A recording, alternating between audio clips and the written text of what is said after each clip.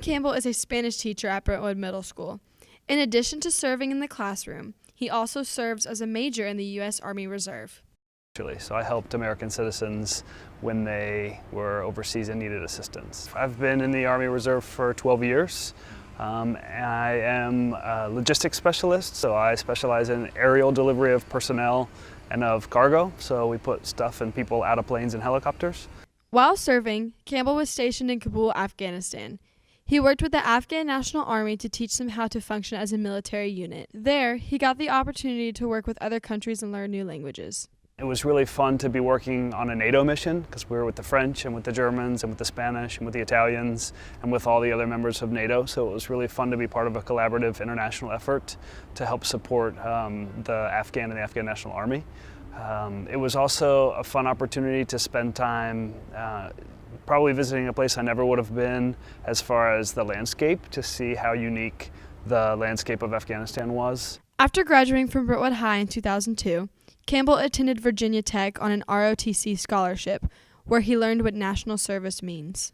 I was called involuntarily to deploy, so it wasn't an option to go on the mission, but in retrospect, it has affected my life because when I was in Afghanistan, I learned about the academic field of translation and interpreting, and I went on to get a master's and a PhD in translation and interpreting, and a lot of that came from the experience I had when I was in Afghanistan. It was kind of a unique opportunity that came about after finishing my career with the State Department and coming back to Tennessee.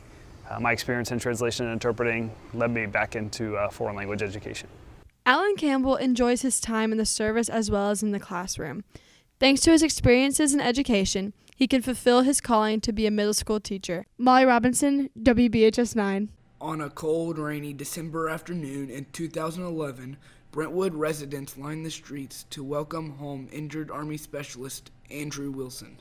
The parade route extended from Brentwood Academy, where Wilson once attended, down Concord Road and to his Brentwood home. Thousands of citizens and children of all ages waved American flags in appreciation for his heroic service. Wilson chose the military because he had great respect for the men and women fighting for our country. In March 2011, he was stationed in Kandahar, Afghanistan. I was infantry in the military. Basically, the best way to describe what infantry is that it's like combat security. Just walked around a lot and made sure everything was safe. But on October 19, 2011, while patrolling an area that had an explosion 3 days earlier, Wilson stepped near a bomb that exploded. He was severely injured and transferred to Germany and then to the Walter Reed Medical Center in Washington, D.C. He lost both of his legs, spending months in hospitals and in physical therapy learning how to walk again. Maybe just when I'm getting used to wearing the prosthetics, just getting over the pain, because it's a very painful and excruciating therapy you have to go through in order to wear these all the time. On December 20th, 2011, Wilson returned to Brentwood, where roughly 10,000 people crowded the streets to welcome him home. Just the amount of people. Someone had messaged me on Facebook before I went home and said, "Can't wait to see you tomorrow." And I was like, what are they talking about? I'm just supposed to see my family. So I wasn't completely surprised by the parade. So I wasn't shocked by that, but the scope of it was way bigger than I was expecting or imagining. It was pretty incredible. December 20th was declared Andrew Wilson Day in Brentwood, Tennessee. Now 7 years later, Andrew is planning to attend Lipscomb University. Prosthetic legs have never stopped him from pursuing a variety of hobbies and interests. Well, I love to work out. I work out at least 6 days a week. I also play a sport called sled hockey that I got introduced to when I was in Walter Reed in Washington, D.C. And I play a lot of sled hockey with that. We travel all over the place playing sled hockey. Despite all that's happened to him and all he's gone through, Andrew Wilson says he has no regrets joining the Army. Josh Large, WBHS 9 News. Captain James Hickerson spends most of his time working for Morgan Stanley as a stockbroker and preparing for the upcoming birth of his child. But it's the work he did as a child that inspired him to enlist with the Marines. Spent a lot of time in my younger days working on a farm that my family owned where we raised walking horses, and that kind of maybe put the, I don't know, like enjoyment of being outdoors a little bit in me at a young age. He later attended Sewanee University and then joined the U.S. Marine Corps. So I joined the Marine Corps, like I said, after college. I went to what's called Officer Candidate School, which means you go in and as long as you make it through Officer Candidate School, you get commissioned as a second lieutenant. So I was a second lieutenant, stayed in for 4 years, and got out as a captain. After he completed his training, James was deployed to Afghanistan twice, where he was in charge of supplying and resupplying the troops in combat. I would have a group of Marines, 40 to 50, and we would have multiple trucks and vehicles that we would stage, load, set up to travel from one large logistics type base to much smaller bases where they didn't have supplies like ammunition, fuel, food, water, that kind of stuff. Even though his job seemed easy, there was a constant threat of improvised explosive devices, also known as IEDs, and the Taliban kept finding ways to hinder their progress. Because of an issue with a bridge, we had to make what would have been normally like a 5 or 6 hour convoy into like a 24-hour convoy, where we went down and we forded part of the Helmand River, which was kind of an interesting thing to do. With all of the things that have happened to him, James Hickerson is confident in his skills and believes he would go back anytime he has the chance. Oh, without a doubt, 100%. No questions asked. They say once a Marine, always a Marine. So I think once you go through it, you know that you were meant for it. Tucker Harlan, WBHS 9 News. Colonel Thomas von Weinstein has a scrapbook full of awards from his time during the Army National Guard. Among the highlights, a Bronze Star for heroism. He also served on the Joint Chief of Staff, advising the President and Pentagon on military matters. Well, as a young man, I was always very patriotic. And growing up, I read a lot of history about World War II and Vietnam and our military, and it was something I felt like that I wanted an opportunity to give back to our country, and it was also something that really interested me a lot, just from a historical perspective. Over his 30 years in the Guard, Colonel von Weinstein was assigned a variety of tasks. My first assignment was as a second lieutenant, and I was a platoon leader in a maintenance company supporting an armor brigade. I had lots of opportunities as a junior officer to serve as in the field, doing a lot of tactical work, supporting the armor brigade. I also had opportunities to, as my career moved on, to work at the Pentagon and work at the headquarters for the National Guard that's also located in D.C. But of all his deployments, Afghanistan was the most interesting. Deploying to Afghanistan was one of the most interesting assignments that I definitely had over the course of my career. So I deployed as a lieutenant colonel in 2005, and I led a group of 14 Army soldiers from across the country. We lived with the Afghanistan Army in their camp for a year when we were over there. And our role was to serve as trainers and advisors and mentors for the Afghan Army. Returning home was an interesting experience for von Weinstein because he got to see how his son had grown without him. At the time, my son had just turned about 18 months old when I left, and he was barely crawling on the floor, and when I came home a year later, he was up and running around. So that was one of the things that I enjoyed the most, was seeing how much my son had grown while I was away. The colonel served on the Joint Chief of Staff before retiring. Being in charge of the organization for the Tennessee Guard that responds to domestic emergencies and natural disasters when they happen across the state for both the Army and the Air National Guard. Now that his successful career as a member of the National Guard has ended, Colonel Thomas von Weinstein has taken an interest in aviation and intends to become a private flight instructor. Ethan Meadows, WBHS 9 News. On the outside, Eric Grassman looks like an average guy. He works at Frederick & Clark Realty and sells houses for a living. He's married and has 4 children, but what makes him so unique is that he is a U.S. Army veteran who fought as a tank commander for 9 years in the Iraq War. I had a tank company. I had 120 guys, 14 tanks, an infantry platoon, and a few other things. When Eric joined the Army, the Cold War was going on, so he had to protect Europe from a possible Russian invasion. But after the breakup of Russia, a new problem had arose.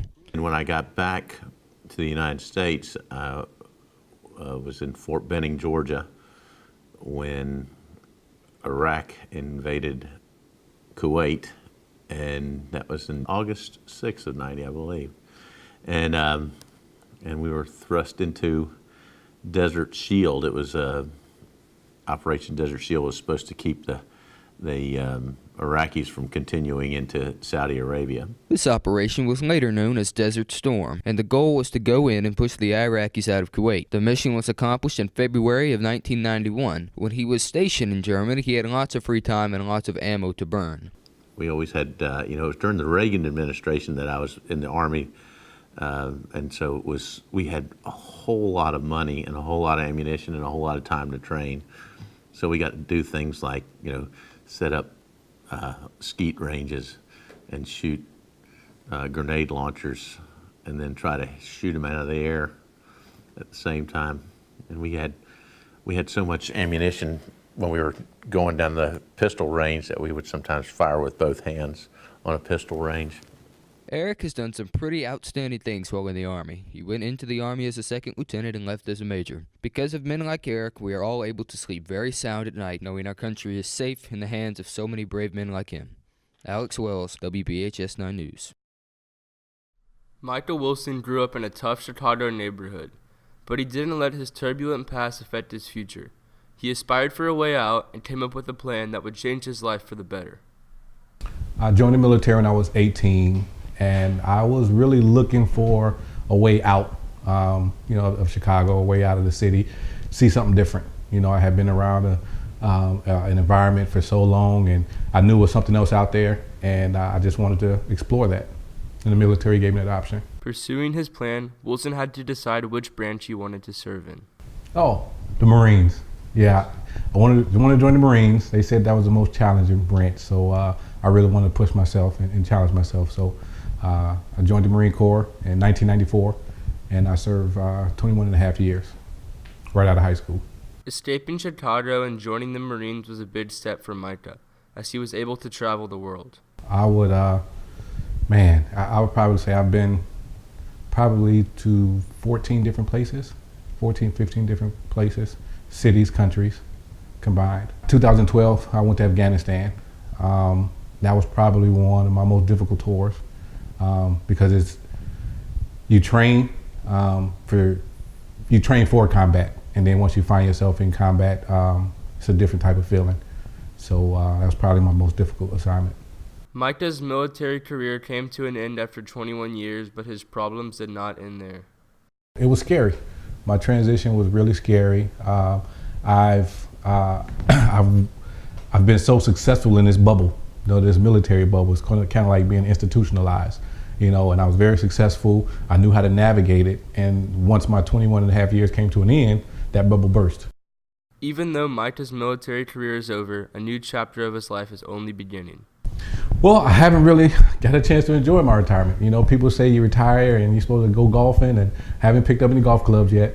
I immediately enrolled in MTSU, and I graduate this December with my degree in IO psychology.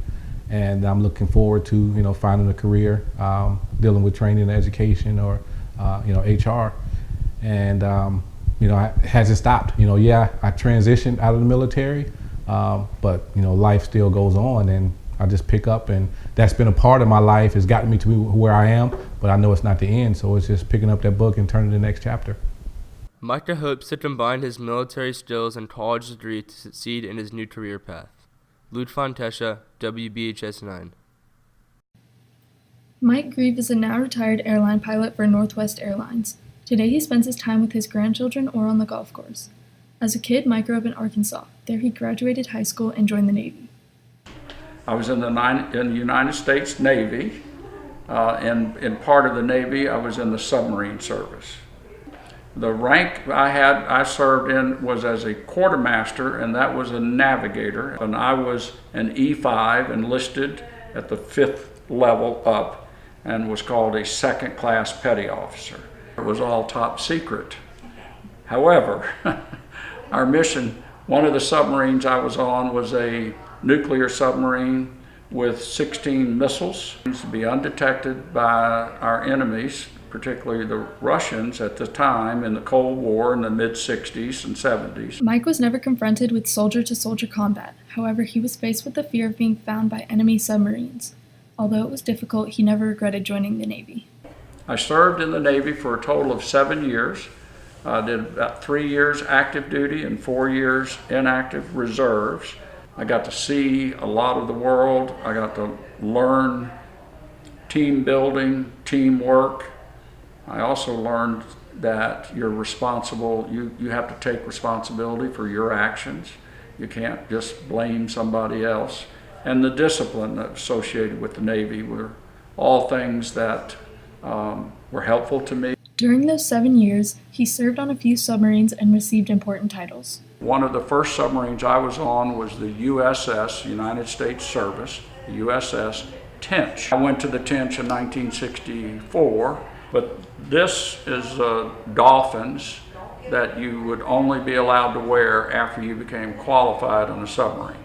And qualified in a submarine took about a year, and it meant that you knew every system, air, water, hydraulics, electrical. The next submarine I went to was the USS Nathan Hale, and this is called the ship's patch. You'd wear it on your uniform, and so it would designate the ship that you were on. I have to say this was a very positive experience. Overall, Mike had a great experience in the Navy and would do it again. Izzy Wendell, WBHS 9.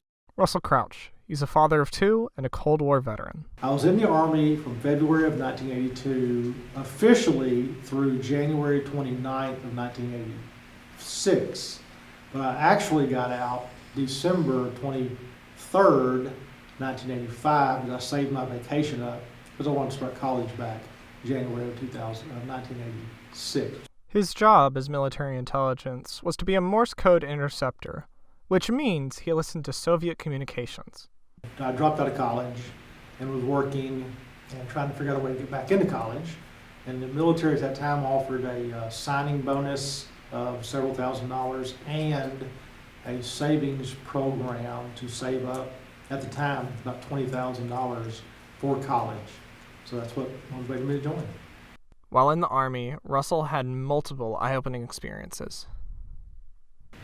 Concentration camp, Dachau, just outside of Munich. That was pretty somber and eye-opening to see where literally millions of people were killed. His time in the military allowed him to travel throughout Western Europe and the United States. I did basic training at Fort Dix, New Jersey. Did advanced individual training at Fort Devens, Massachusetts. I spent the bulk of my time in Augsburg, Germany. And the last 6 months I was at Fort Hope, Louisiana. Now working in electrical engineering, Russell understands the value of a good education. Without the Army, he wouldn't have been able to go to college. I would say that given my circumstances at the time, yes, it was a good move for me. I wouldn't do it now, I'm way too old, but it turned out to be a very positive overall experience. Russell Crouch. He embodies the American dream of serving our nation. Reagan Ryman, WBHS 9 News. Patrick Germanis had led an unusual life. He joined the Marines in 1987 after living on the streets. One particular reason, I was actually homeless, so there was a way of getting some food and a shelter. Patrick Germanis served in Kuwait for 5 years as a telephone switchboard repairman. I served in the United States Marine Corps from 1987 to 1992. Patrick Germanis' job was very important in the war. He was a telephone switchboard repairman. My MOS, is my military occupation of service, was a telephone switchboard repairman. I cross-trained over into radio for a communications platoon with the infantry unit. Patrick Germanis was affected by the war in many ways, but he has a hard time putting it onto words. It definitely opens your eyes to the events that policies can affect human interaction in countries, and that's some of the stuff's kind of hard to talk about, but for the most part, you grew up real quick. Patrick's hobbies are woodworking, but he also likes to play board games with his family. Here, we're going to do this one. No! We're taking this. No! We thank and appreciate what Patrick Germanis has done for our country. Colin Kadoof, WBHS 9. This is Jimmy Gentry, owner of Gentry Farms in Franklin. The 92-year-old is a World War II veteran serving in the Army's 42nd Infantry Division. When you're in the infantry, I hope you know what that means. We were foot soldiers and didn't ride anything. Most people say, well, we had a Jeep that followed us, about 160 men walking. Gentry's division served an important mission, freeing prisoners held in Dachau, a concentration camp in southern Germany. On the opposite side of the gate, I can see it right now, with faces holding on to the barbed wire fence and staring at us, and we were staring at them because we didn't know who they were, they didn't know who we were. It was a concentration camp at Dachau, Germany. Jimmy Gentry fought in a very brutal war and faced many hardships as a young man. My brother was 2 years older than me, goes into service in World War II before I do. He goes in 2 years ahead of me. He was 2 years older, and so he was in there. And he was killed fighting in Italy before I ever went into service. And I often think how hard that was on my mother to lose one son, then send another one off. Mr. Gentry loves to greet visitors at Gentry Farms and meet new people. In 2002, he published a biography titled An American Life. He is most widely known for his 66-year career coaching football for 3 different high schools. He now has a more relaxing hobby. Really, is I sketch caricatures, cartoons, anything. Jimmy Gentry spent his life helping others and serving his country. He is truly an American hero. Fort Waldrop, WBHS 9 News. When not selling insurance, Robert McLintock enjoys playing golf, watching Florida Gators games, and spending time with his 3 children and 5 grandchildren. He is also a veteran who served in Vietnam. My job was, I was a radarman, and my job was in navigating the ship, watching out for other ships so that we didn't collide, and also looked out after aircraft. In the war zone, we looked out for enemy ships and enemy aircraft. We also guided the fire control radar into targets so that we could support the troops on the beach. After returning home from the war, Robert went back to the University of Florida and finished his last 2 years of college, got married, and raised a family. Went back to college and graduated in a little over a year, and got married right after I got back from overseas. Graduated from college and got a job and went to work. While in Vietnam, McLintock's ship took fire from the enemy. Probably in the war zone when we came under fire when we were north of the DMZ, firing into North Vietnam. For Robert McLintock, his civilian and military careers have been a hole-in-one. Sam Bentesta, WBHS 9 News. My name is James E. Gray, Sr. I'm married, been married 45 years. This is James E. Gray, Sr., a.k.a. Eddie. During the 1970s, Sergeant Gray served 6 years in the Army's 2nd 41st Field Artillery Unit, working in the nuclear program in Germany. In the nuclear weapons department, we trained a lot. Obviously, we did not shoot off any rounds because if we had shot off any round being in war or somebody screwed up and loaded one just by mistake, there was a kill radius of about 10 miles. Although Sergeant Gray never fired a shot, he still had some interesting encounters in Germany. One thing in particular, we moved the nuclear site where we stored the nuclear weapons, and we used Huey helicopters at that time that were coming out of Vietnam. we were going down the Autobahn, which is like the interstate here in the United States, and one of the Hueys developed engine trouble. So here we are, we've got guards, we're landing in the middle of a field next to a rest stop. And there's probably about 30, 40 cars in there of Germans and whatnot. When we landed, everybody deployed out with their weapons and everything pulled, make sure nobody got anywhere near the helicopter and whatnot. And you've never seen Germans move so fast. I think they still remember World War II.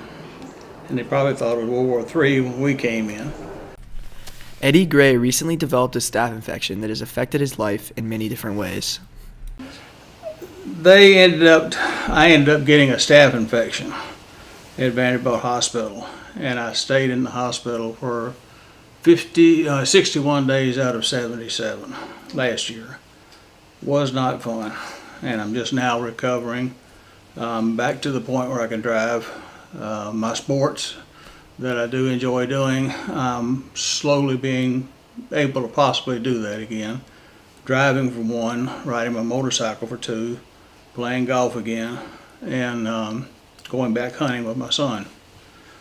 Next year is my goal. James E. Gray followed in his father's footsteps, who was a veteran of World War II and fought at the Battle of the Bulge. Harrison McConnell, WBHS 9 News. Sergeant John Negley served 22 years in the Army. He joined the Army to serve his country and for other benefits. I'm John Negley, and I joined the Army when I went off to college because I love the discipline of it.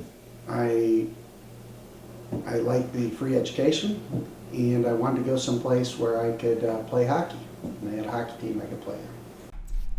Although Sergeant Negley didn't see any combat action, he did get to work a lot with the new weapon system that the Army was testing.